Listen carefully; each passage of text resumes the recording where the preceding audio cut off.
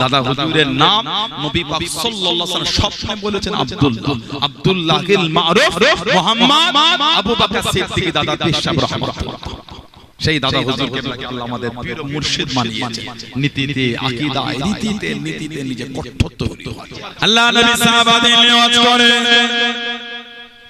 ও যুবকেরা ও আমার মুনবী বাবারা মায়েরা বোনেরা বগিরা আল্লাহ নবী সাল্লাল্লাহু আলাইহি ওয়াসাল্লাম সাহাবাদের নিয়াজ করেন। একজন সাহাবী দাঁড়িয়ে গেলেন, ইয়া রাসূলুল্লাহ হাবিবাল্লাহ আল্লাহ পাকের নবী সুফিয়ানি মাফ করুন, আমার ছেলেকে ধরে নিয়ে চলে গিয়েছে, আমার ছেলেকে দ্বারা পিছন দিক থেকে হাতটাকে বেঁধে দিয়ে মরুভূমিতে শুইয়ে দিয়েছে।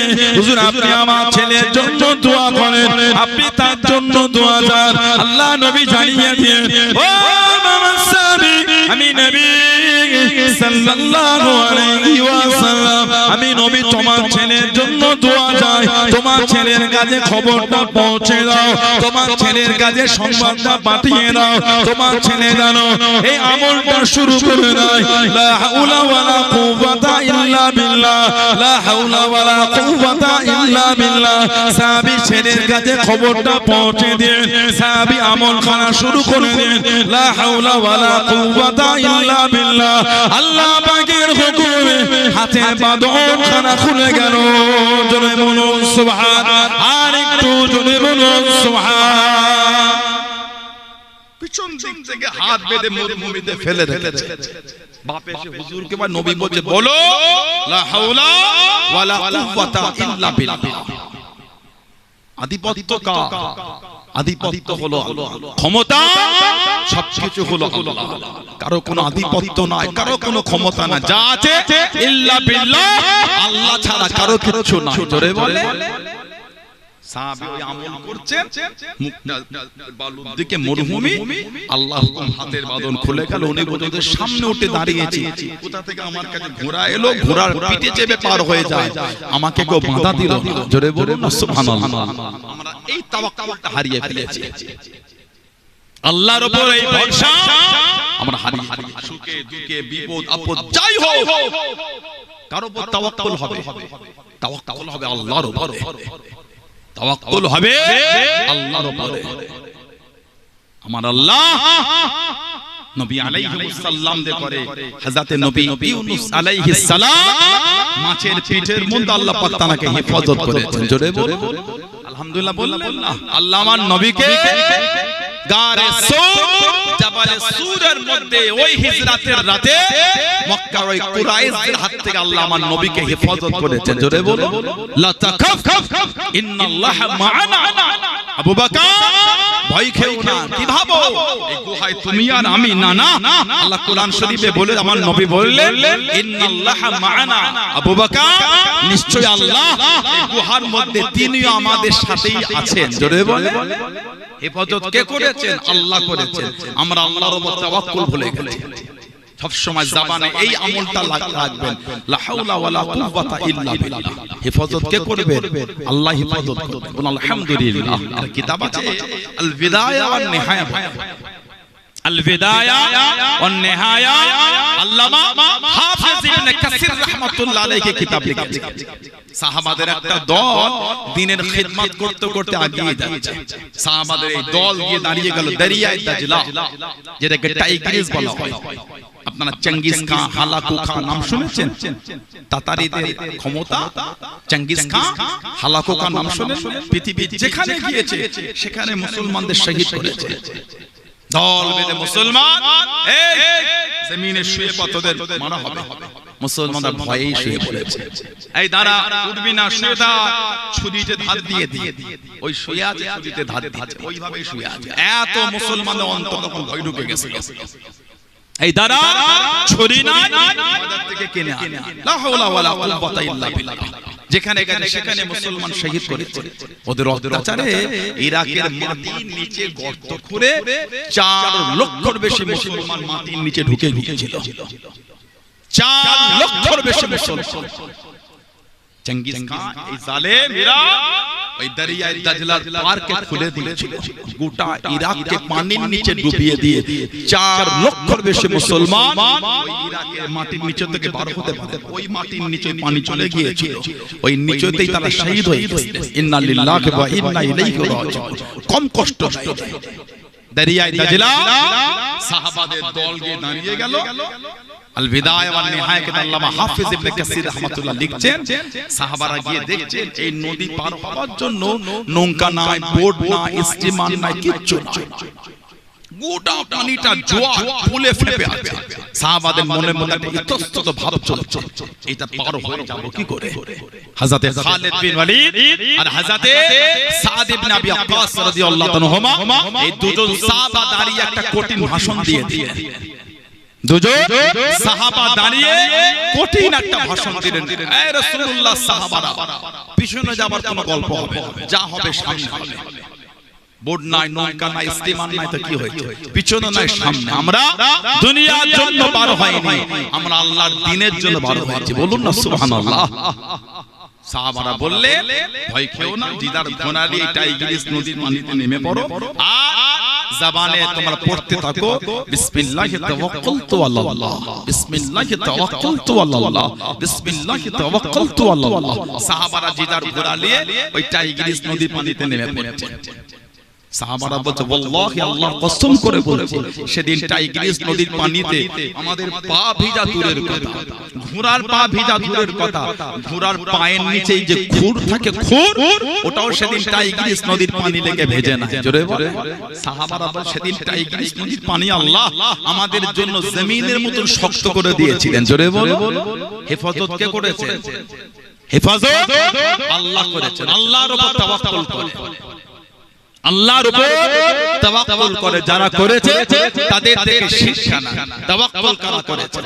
আল্লাহ নবী সাহাবাদের নিওয়াজ করেন,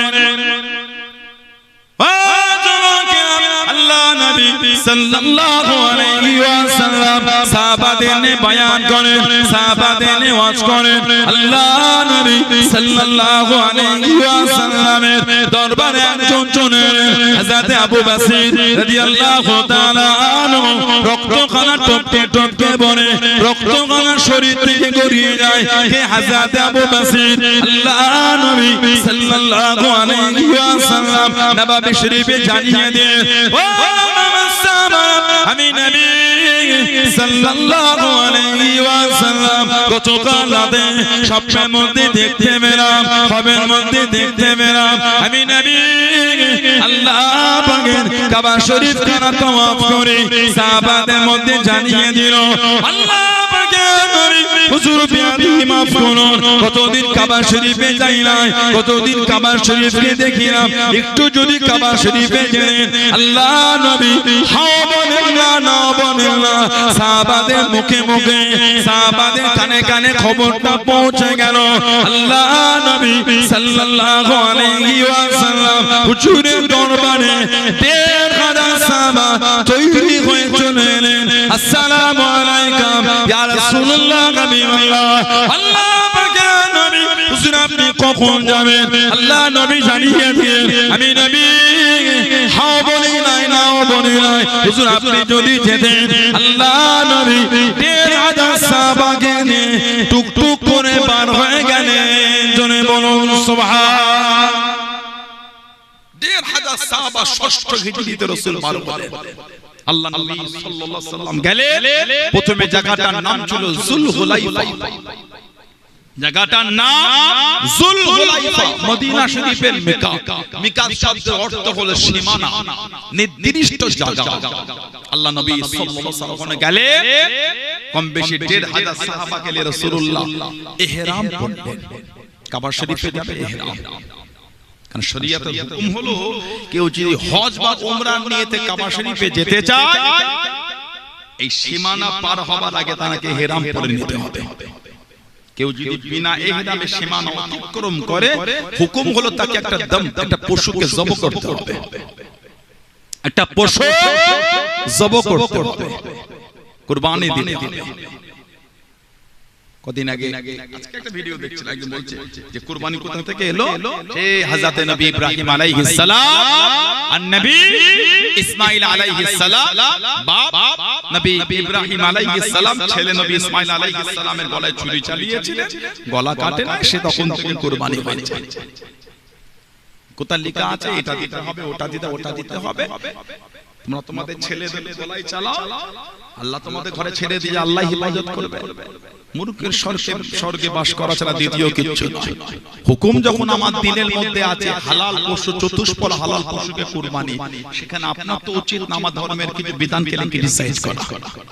আমার যেমন উচিত না অন্যের ধর্মের কিছু ধর্মীয় বিধানকে মজাক করা, তেমন অন্যর উচিত নয় আমার ধর্মের কোনো বিধানকে মজাক করা।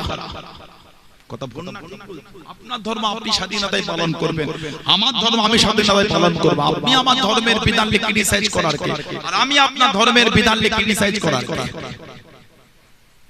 আপনার ধর্মের কত বিধান আছে, আমার তো একটা টাইম নেই, তো ওটা আপনি ভালো বুঝেন, আপনারা ভালো জানেন। অন্যের ধর্মে কি আছে আমি কি করব, আমার ধর্মে কি আছে ওটা আমি ভালো বুঝি, আমরা ভালো জানি, আমরা মেনে চলি। নামাজ তো আমার উচিত না অন্য কাউকে বলা পড়া, না না, আমরা নামাজ পড়ব, কেন এটা আমার ধর্মীয় বিধান। এটা কথা ঠিক না? মানুষ যদি অন্যের ধর্মের বিধানের চর্চা শুরু করে দেয় তাহলে তো হয়েই গেল। তার ধর্মে কি আছে সে ধর্মের লোক বুঝবে। আমার ইসলামে যখন হালাল চতুষ্পদ হালাল পশুকে কুরবানির বিধান দেওয়া হয়েছে, সেখানে তো আপনাকে এক্সট্রা মাথা মেরে ওগুলো বেশি কিছু বলার প্রয়োজন নাই। আপনি এটা বলেন সমাজে সবাই থাকি শান্তিতে, যেন পরিবেশ সুন্দর থাকে, এটাই অনেক বড় জিনিস। আপনার দায়িত্ব সমাজে শান্তি রাখা, আমাদের দায়িত্ব শান্তি রাখা, সবাই মিলে শান্তিতে বাস করব, এটা বড় জিনিস। যার ধর্ম সে পালন করেন, এই তাতে জলসা হচ্ছে, ওই কারণে তো কোনো অসুবিধা হচ্ছে না। আশপাশে তো অনেক আমার হিন্দু ভাই বোন সমস্যা, আবার আমার হিন্দু ভাইদের ধর্মীয় প্রোগ্রাম হয়, তখন তো আমাদের কোনো অসুবিধা নাই, যেটা ধর্ম যেটা পালন করবে। কথা বল না, ঠিক বলছি।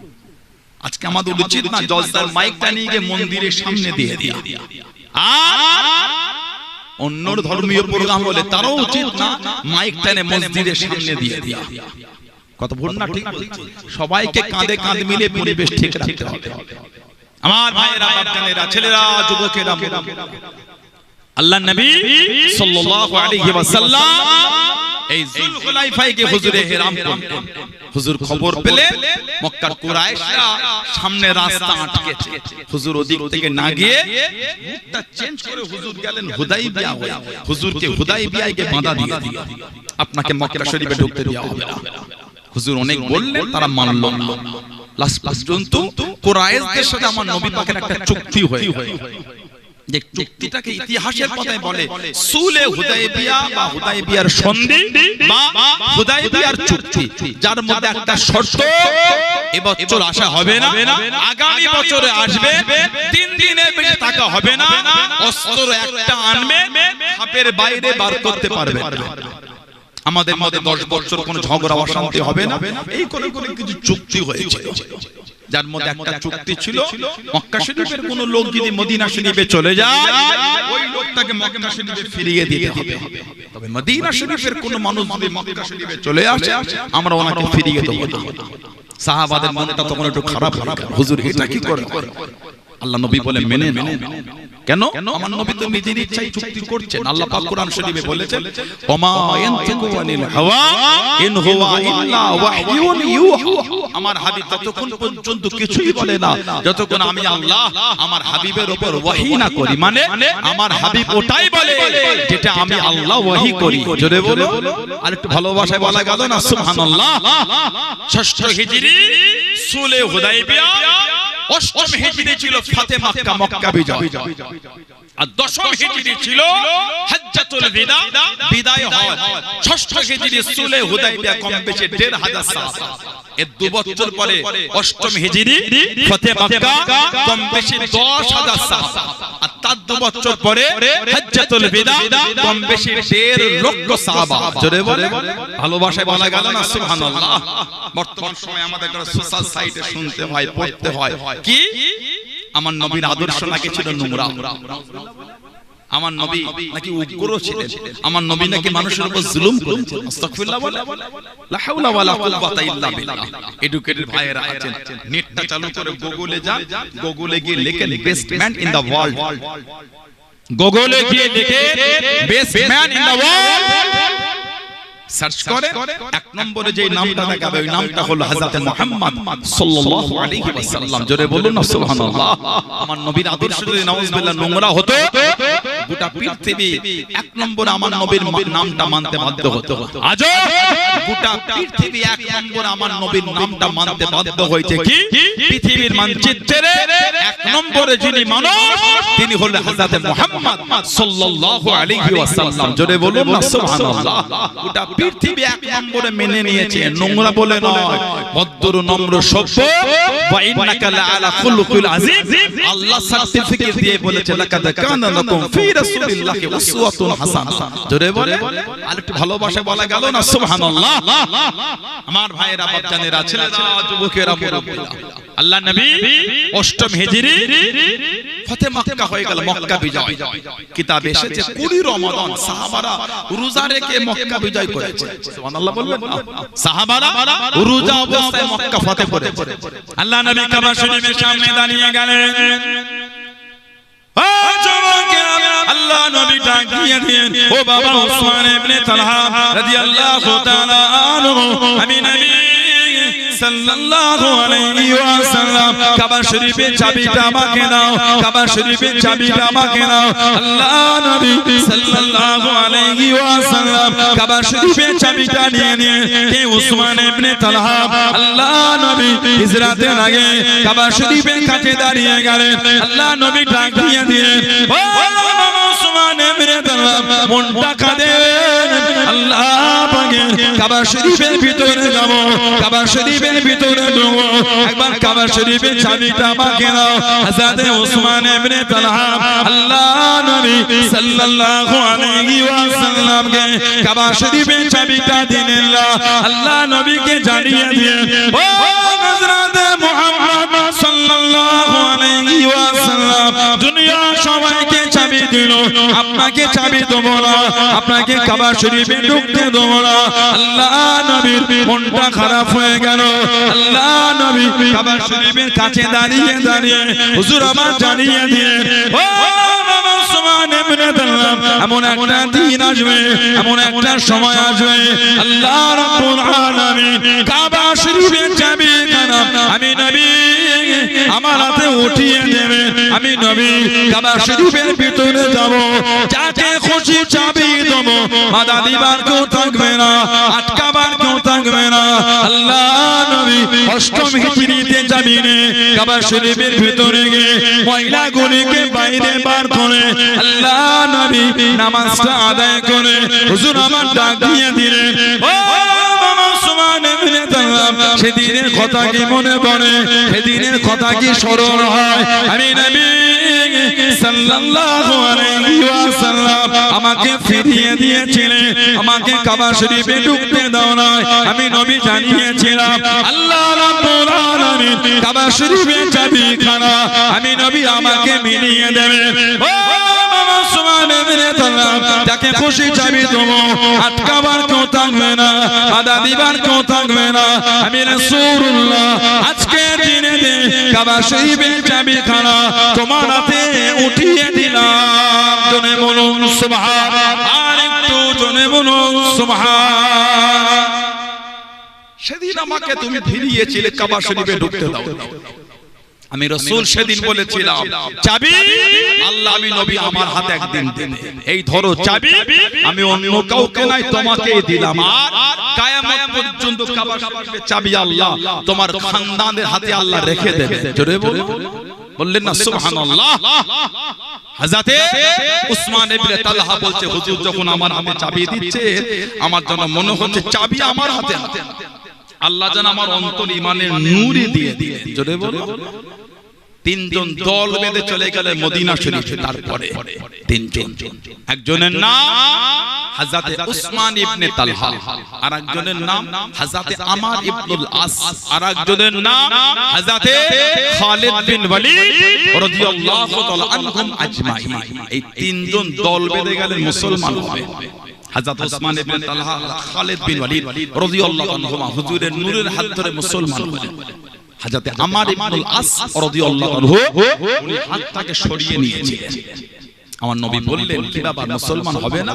হুজুর মুসলমান হব, তবে কথা দিতে হবে আমার বিগত জীবনের গুনাহগুলি সব maaf হয়ে যাবে।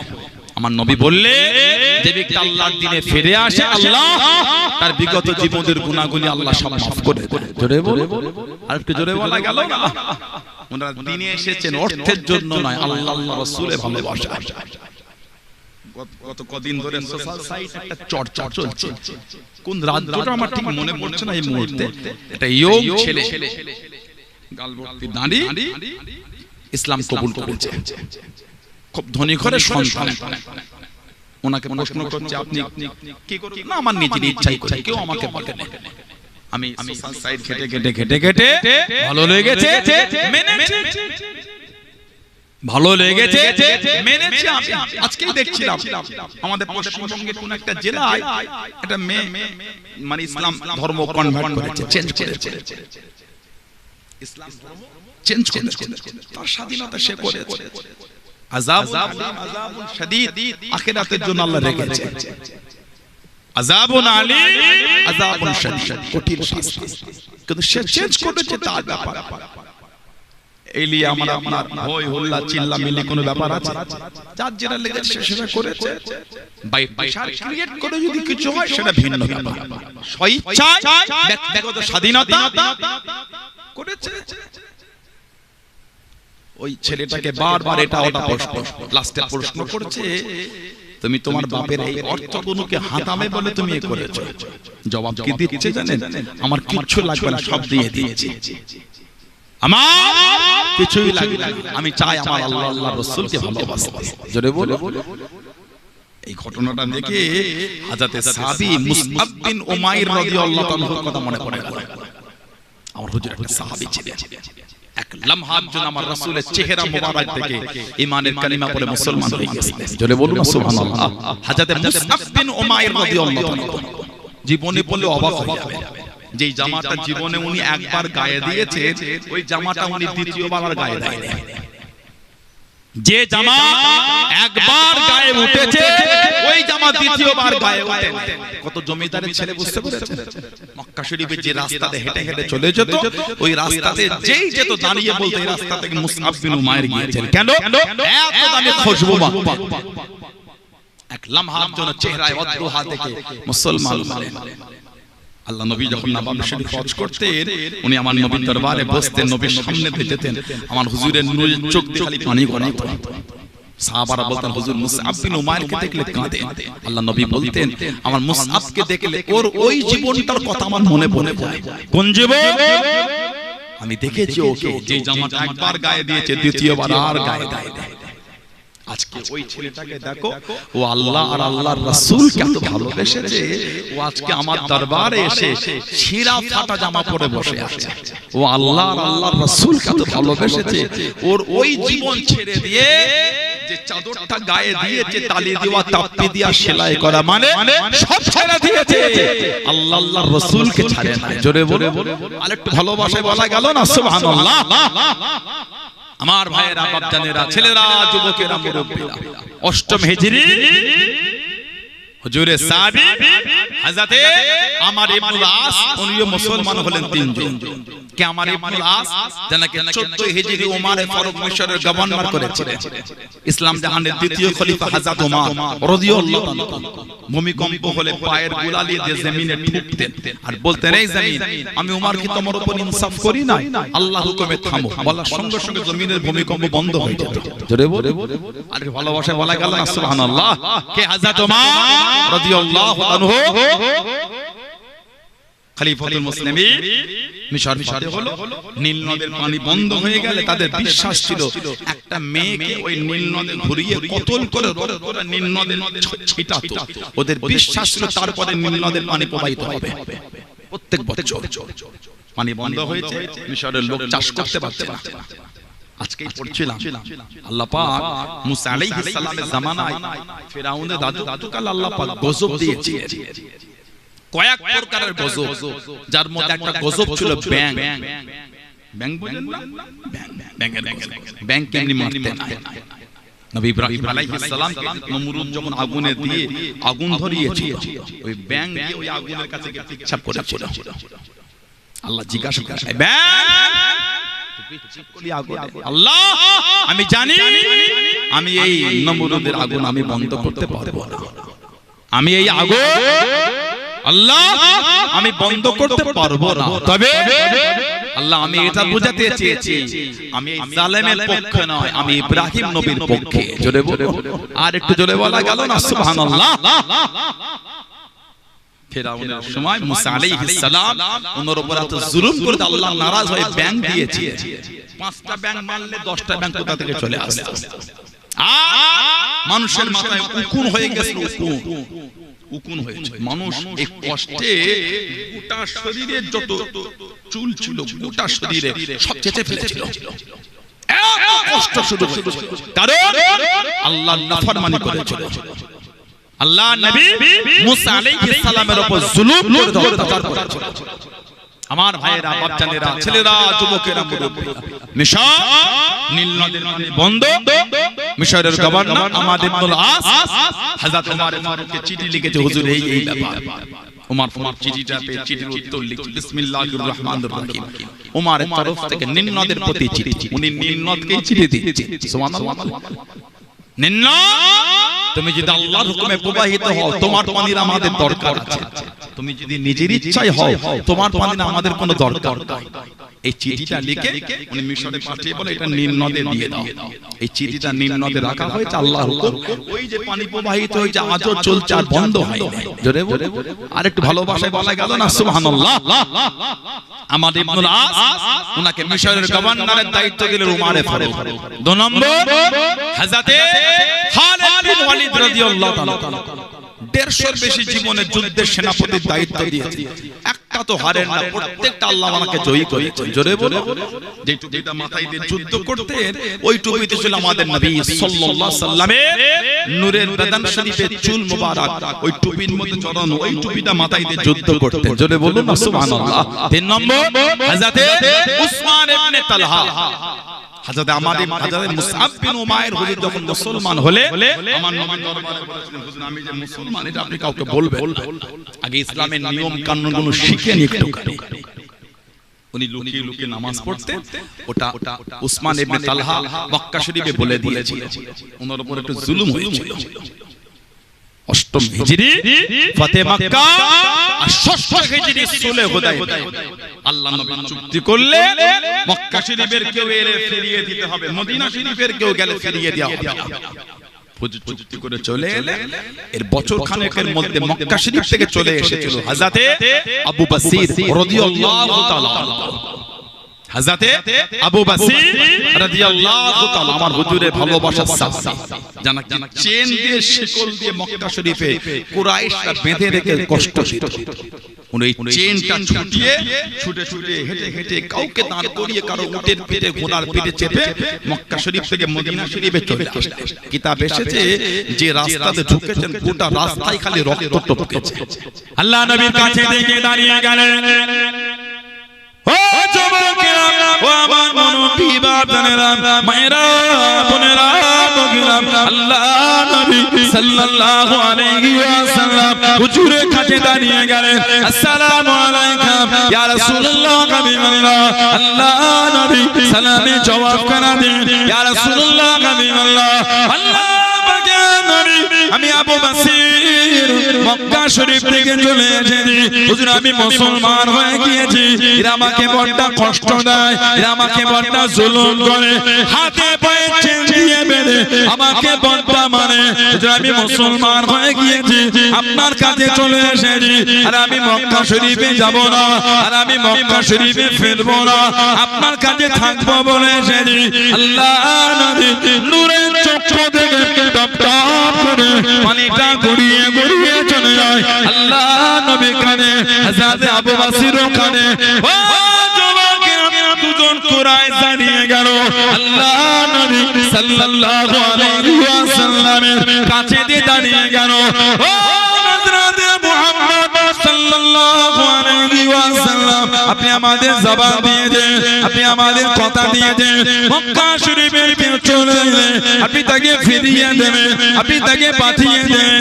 আবু বাসির মক্কা শরীফ থেকে চলে এলো, আপনি তাকে আমাদের কাছে পাঠিয়ে দেন, আপনি তাকে আমাদের সাথে ফিরিয়ে দেন।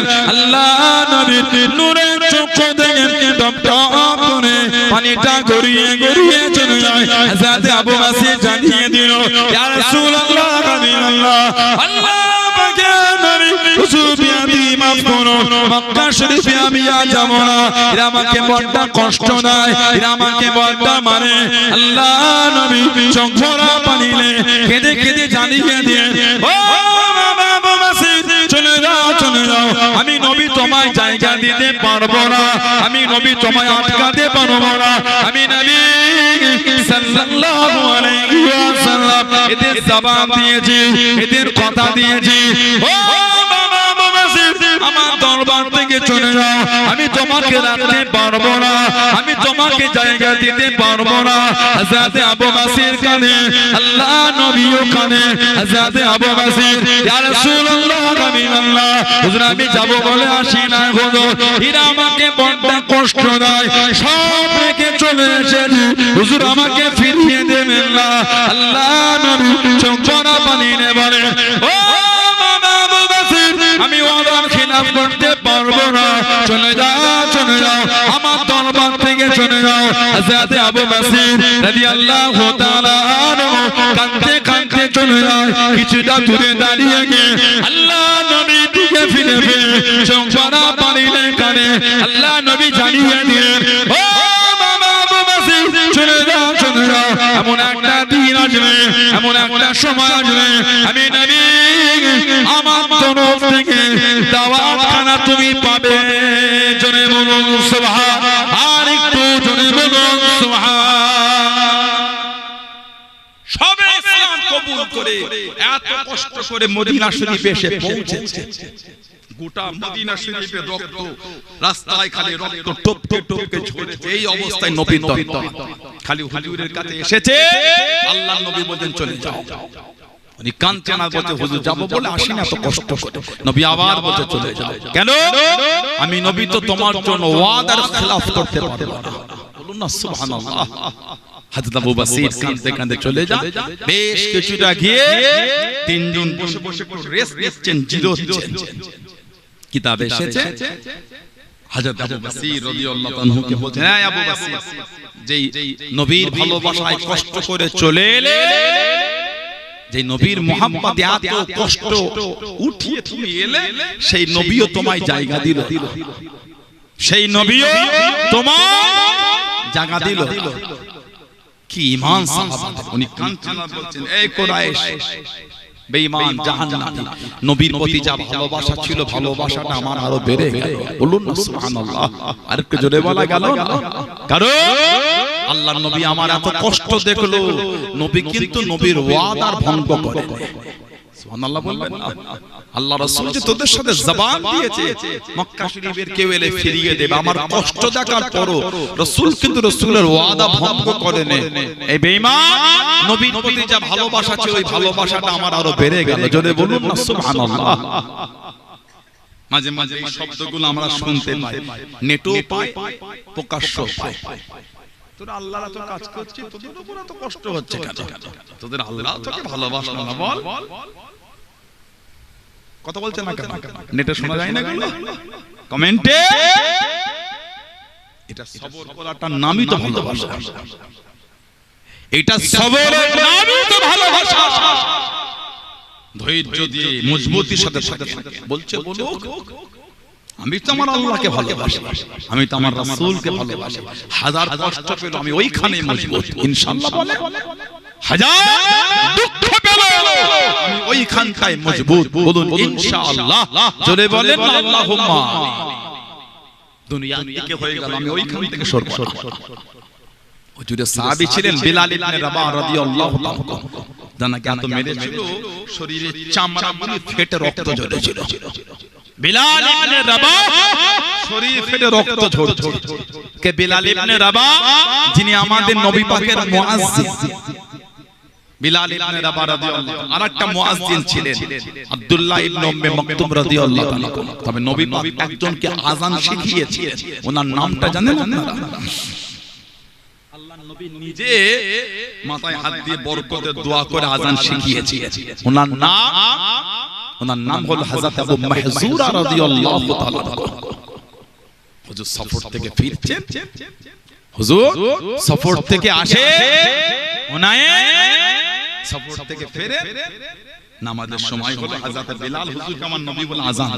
ওই দূরে চারজন 14-15 বছরে অল্প বয়স বসে আছে। হযরত বিলাল বলে আল্লাহু আকবার, আল্লাহু আকবার। যেই চুপ করেছে বলে ওই ছেলেগুলো বলে আল্লাহু আকবার, আল্লাহু আকবার। মানে ইনি যা বলেন ওনারা তাই বলে। আযান মিটে গেল। নবী হযরতে জুবায়ের ইবনুল আওয়াম, আমার নবীর নিজের ফুফুতো ভাই রাদিয়াল্লাহু আনহুমা, ওনাকে বললেন যাও ওই বাচ্চাগুলোকে আমার কাছে ধরে আনো। আল্লাহ আনা হলো। আমার নবী বলে এই কি আযান দিচ্ছিলে? দুরকম বর্ণনা, একরকম। বাকি তিনজন এই আবু মাহযুরার দিকে ইশারা করছে আমার নবীকে যে ইনি আযান দিয়েছে। আর আরেকটা চারজনকে কথা বলছেন। আল্লাহ নবী চারজনকে একে একে করে আযান দিয়েছে। যেই আবু মাহযুর আযান দিয়েছে নবী বলেন তুমি আযান দিয়েছো। সুবহানাল্লাহ। ওনার এই মাথার চুলটা এত বড় হয়ে গেছিল, উনি যখন বসতেন ওই মাথার চুলটা জমিনে ঠেকতো। মাথার চুল এত বড়, উনি যখন বসতেন ঠেকতো জমিনে, কাটে এত বড় জমিন পর্যন্ত। সাহাবারা বলেন এই আবু মাহযুরা চুল কাটবে না কেন? না আল্লাহর নবী আমার এই মাথার চুলে হুজুর হাত দিয়ে দোয়া করেছে। হুজুর যেই চুলে হাত দিয়েছেন ওই চুলটা আমি আর কাটবো না, ওটা নিয়ে আমি আবু মাহযুরা কবরে যাব। জোরে বলে, আর কি জোরে বলা গেল না? আল্লাহ নবীর কাছে দিয়ে চলে গেলেন। ও যুবক, আল্লাহ নবী সাল্লাল্লাহু আলাইহি ওয়াসাল্লাম হযরত আবু মাহযুরাকে জানিয়ে দেন, ও আবু মাহযুরা আযান দাও বাবা। আল্লাহ নবী আস্তে আস্তে শিখিয়ে দেয় আল্লাহু আকবার, আল্লাহু আকবার। আবু মাহযুরা বলেন আল্লাহ নবী আবারও আযান দিলেন। আল্লাহ নবী সাল্লাল্লাহু আলাইহি ওয়াসাল্লাম হযরত আবু মাহযুরা রাদিয়াল্লাহু তাআলা আনহু মাথা দেখাতে আল্লাহ নবী বরকতের দোয়া করে মক্কা শরীফের দায়িত্ব দিয়ে দিলেন। মক্কা শরীফে আযান দিতেন হযরত আবু মাহযুরা। কিতাবে এসেছে উনি ইন্তেকালের পরে ওনার খানদান ওই আযানের ধারাটা অনেক বছর পর্যন্ত জারি রেখেছে। হুজুরের মুয়াজ্জিন বিলাল ইবনে রাবাহ, ওনাকে এত মারা হয়েছিল শরীর ফেটে রক্ত গড়িয়েছে, তারপরও ঈমানের জায়গা থেকে ওনাকে হেলাতে পারে। জোরে বলে, আর একটু ভালোবাসায় বলা গেল না সুবহানাল্লাহ। হযরতে আবু বসির রাদিয়াল্লাহু তাআলা কিতাবে এসেছে ওই দুজন বলছে যেই নবীর প্রেমে এত কষ্ট করে এলে সেই নবীও তোমায় জায়গা দিল না।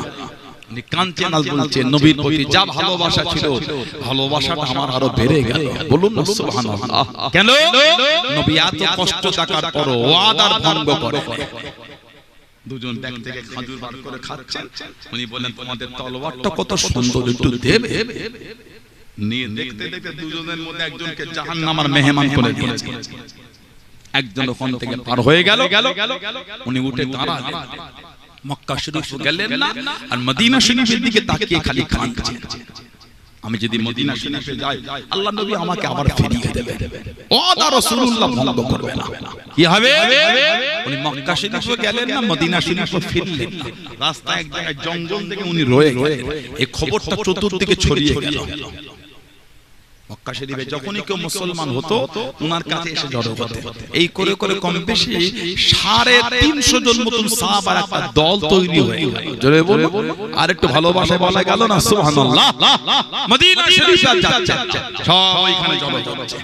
কিতাবে এসেছে রাত হলে উনি টুক টুক টুক টুক করে পাহাড়ের উপরে উঠে যেতেন। মদিনা শরীফের দিকে তাকিয়ে উনি ঝরঝর করে কাঁদতেন, চোখ দিয়ে টপ টপ করে পানি গড়াতে, বলতেন আল্লাহ এখনো কি আপনার হাবিব আমাকে ডাকার সেই সময়টা কি এখনো আসেনি? আল্লাহ আপনার হাবিব যে বললেন দাওয়াত পাঠাবে, পয়গাম আবার সকাল হলে নেমে আসতেন, কাজ কাম করতেন, গাছের পাতা ছিঁড়ে ছিঁড়ে খেতেন, আবার রাত হলে উঠে গিয়ে কাঁদতেন। কিতাব এসেছে বিছান শয্যাশায়ী হয়ে গেলেন, বিছান শয্যাশায়ী হয়ে গেলেন, অসুস্থ। আল্লাহ নবী সাল্লাল্লাহু আলাইহি ওয়াসাল্লামের সাহাবীকে অন্য সাহাবারা বলে, এই আবু বসির, তুমি যে বলতে নবী পাক দাওয়াত পাঠাবে, উনি অসুস্থ অবস্থায় শুয়ে শুয়ে বলতেন, আল্লাহ রাসূল যখন বলেছেন দাওয়াত তো আমার কাছে একদিন আসবেই আসবে, জোরে বলুন না সুবহানাল্লাহ।